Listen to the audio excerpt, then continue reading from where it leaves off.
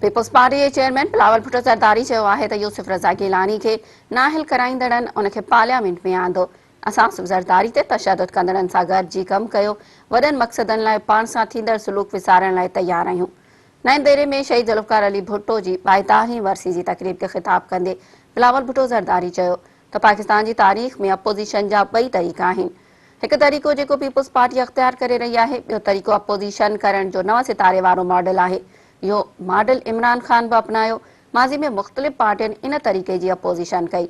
बिलावल भुट्टो चयो त अपोज़िशन करण लाइ शहीद बेनज़ीर जे मॉडल ते हलणो पवंदो। नव सितारनि वारी तहरीक इमरान खान जे धरणे जी सियासत तव्हां भोॻे रहिया आहियो। हुन चयो त असां लॉन्ग मार्च करे अॻिते वधियो ऐं इस्लामाबाद पहुचूं हां त ही माण्हू पाणी भॼी वञनि हा। असां अपोज़िशन सां गॾिजी बराबरी जी बुनियाद ते कमु करणु चाहियूं था।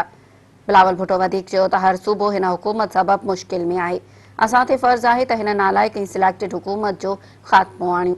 बिलावल भुट्टो ज़रदारी चयो त मुल्क ते नालाइक़ ऐं नाअहल हुकूमत मड़ी वई आहे।